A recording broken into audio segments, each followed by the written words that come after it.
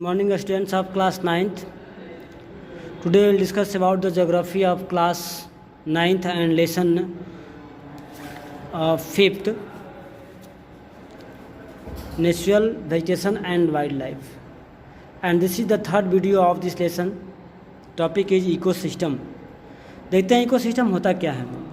Actually plants occur in distinct group of communities in area having a smaller climatic condition. The nature of the plants in an area to a large extent determines the animal lives in that area. When the vegetation is altered, the animals' life also change. All the plants and animals in an area are interdependent and interrelated to each other. There in the physical environment, this is called ecosystem. Okay, यानी किसी भी area में खासकर रहने वाले जो animals and plant kingdom होते हैं वे एक दूसरे पर आधारित और इंटरलेटेड होते हैं. और ये एक एरिया में पाए जाने वाले जो भी आपको एनिमल्स एंड प्लांट किंगडम जो होते हैं वो एक फॉर्म करते हैं इकोसिस्टम का. ओके, जैसे human beings are also all integral part of the ecosystem. और ह्यूमन्स यानी कि मानव प्रजाति भी क्या है, इस इकोसिस्टम का एक अभिन्न पार्ट्स है. Okay, how do human beings influence the ecological region. ये अब क्वेश्चन है कि किस तरह से ह्यूमन जो है इकोलॉजिकल रीजन्स को इफेक्ट करता है या प्रभावित होता है. They utilise the vegetation and wildlife. आपको पता है कि ह्यूमन जो है वेजिटेशन या जो है और वाइल्ड लाइफ को अट्रैक्ट करता है, उसको यूज करता है. दे grid to human being lead to over utilizations of these resources. They cut the trees and kill the animals, creating ecological imbalance. यानी कि जो भी हमारे अर्थ पर इम्बैलेंस होता है वो कौन करता है, ह्यूमन एक्टिविटी के द्वारा होता है. यानी कि ह्यूमन क्या करते हैं, इकोसिस्टम का एक इंटीग्रल पार्ट है जो कि इसको मेंटेन करने में या फिर डिस्ट्रॉय करने में या डिसबैलेंस करने में अपना रोल प्ले करते हैं. ओके, जैसे अभी देखा आपने, ह्यूमन ट्री काटते हैं अपने रिक्वायरमेंट को फुलफिल करने के लिए, एनिमल को किल करते हैं अपने रिक्वायरमेंट को फुलफिल करने के लिए. तो कहीं ना कहीं इको बैलेंस से ये क्या कर रहे हैं, ये इसको इफेक्ट कर रहे हैं. As a result some of the plants and animals have reached the verge of extinct. Okay, तो यहाँ पर हम बात करते हैं उसकी, ये जो है आपका देखते हैं टाइप ऑफ वेजिटेशन क्या होते हैं. How many types of vegetation in our country. तो there are mainly 5 types of vegetation in our country according to the some criteria. Okay, first है आपका ट्रॉपिकल एवरग्रीन फॉरेस्ट, जो ट्रॉपिक ऑफ कैंसर के जो cancer हमारे country के बीचों बीच से गुजरता है वो. एक है ट्रॉपिकल डिसीडियस फॉरेस्ट. थर्ड है tropical thorn forest and scrubs, जो आपको राजस्थान गुजरात वगैरह में पाए जाते हैं. मैंटोस फॉरेस्ट और मैनग्रोव फॉरेस्ट.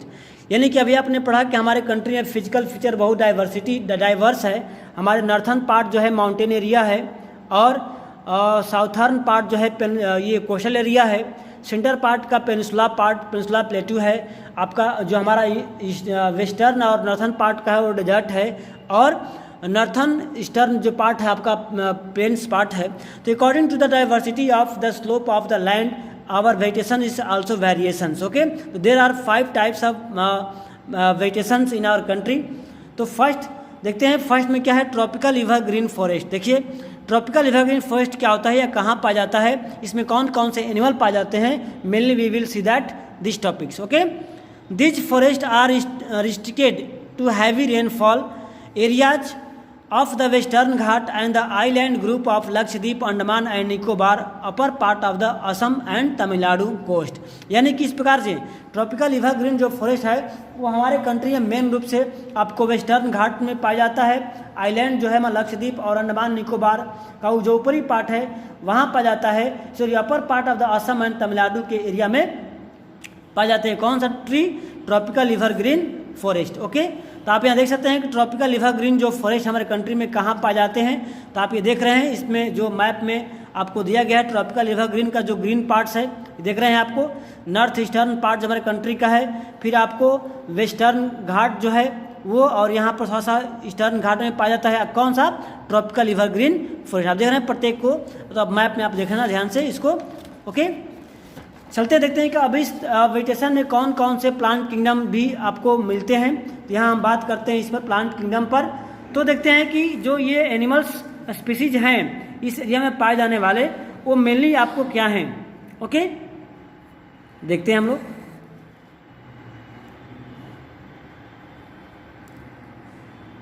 तो ये हैं आपको, तो they are based in the areas having more than 200 centimetre rainfall with the short dry season. यानी कि जो ट्रॉपिकल रेन फॉरेस्ट होते हैं वैसे एरिया में पाए जाते हैं जहाँ पर वर्षा की जो रेनफॉल जो है बहुत ज़्यादा अमाउंट में होता है और ड्राई सीजन बहुत कम होता है।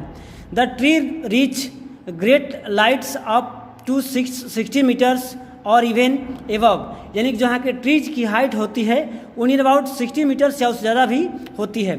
Since the regions is warm and wet throughout the year, इस प्रकार जो ये रीजन्स होता है ट्रॉपिकल एवरग्रीन फॉरेस्ट का, ये काफ़ी गर्म और वेट होता है पूरे year. It has the luxuriant vegetations in all kinds trees serve and creepers giving it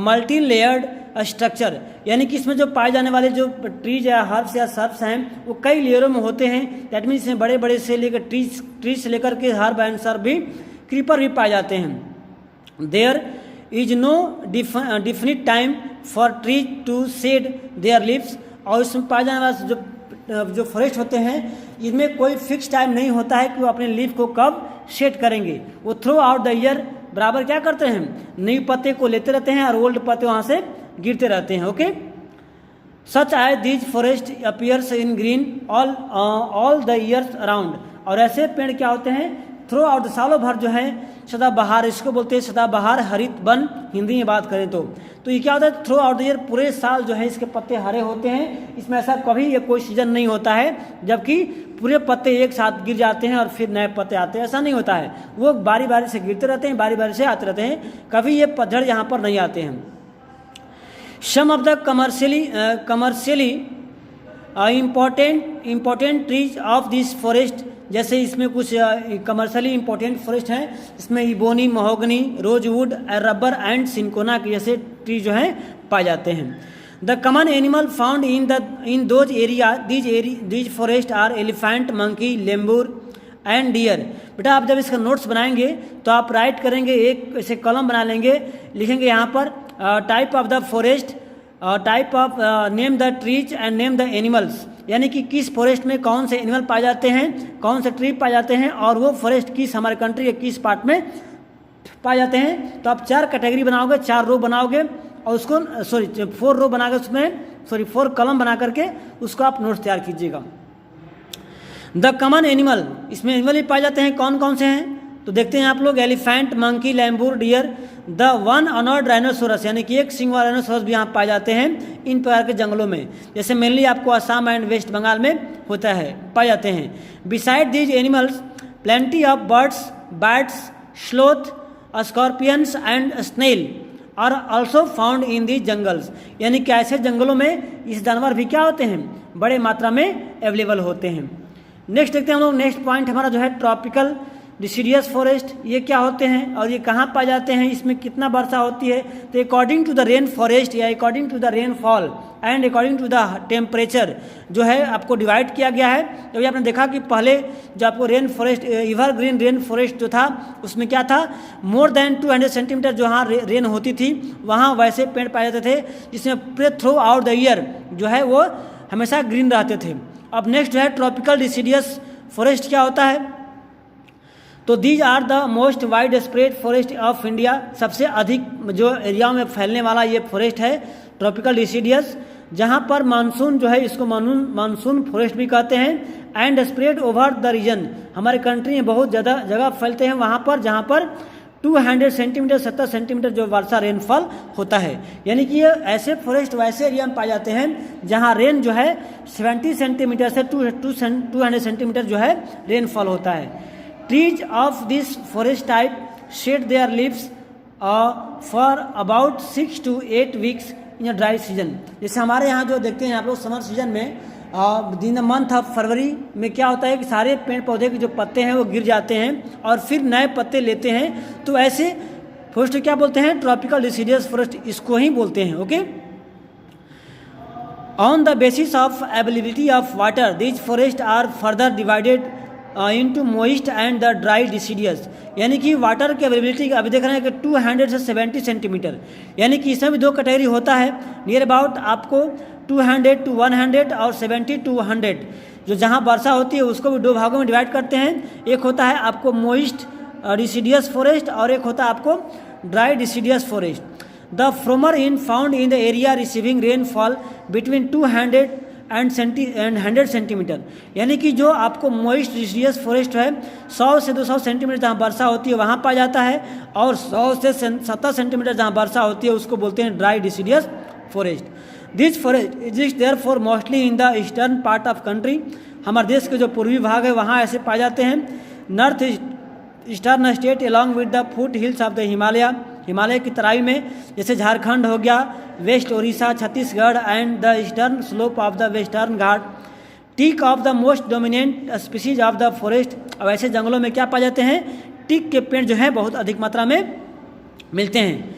bamboo, cell, शीशम, सैंडलवुड की खैर, कुसुम, अर्जुन, mulberry are the commercially important species यहाँ पाए जाते हैं ऐसे जंगलों में। और द ड्राई डिसीडियस फॉरेस्ट जो होता है जहाँ पर आपको near about less than 70 to 70 centimetre, 100 से 70 सेंटीमीटर के बीच में जहाँ वर्षा होती है वहाँ पाते हैं dry deciduous forest. This forest are famous in the rainier part of the peninsular plateau and the plains of Bihar, Uttar Pradesh जो पाए जाते हैं उसको बोलते हैं dry deciduous forest. There are open stretch of which teak, sal, peepal, neem grow, ये सब उगते हैं इसमें। और large part of the season has been cleared for the cultivation of some part of use of the grazing. और हमारे कंट्री का ये मैक्सिमम पार्ट जो है एग्रीकल्चरल फील्ड के लिए इसको कट कर दिया गया है, साफ कर दिया गया है। Okay, in this forest common animals found are lion, tiger, pig, deer and elephant, इस पर एनिमल पाए जाते हैं। और huge variety of birds, lizard, snake and tortoise are also found here. तो हम लोग नेक्स्ट वीडियो में पढ़ते हैं द थोर्न फॉरेस्ट। ये वीडियो नंबर हमारा आपका जो होगा वो 4th वीडियो होगा, इसको हम चर्चा करेंगे नेक्स्ट वीडियो में। तब तक के लिए गुड बाय।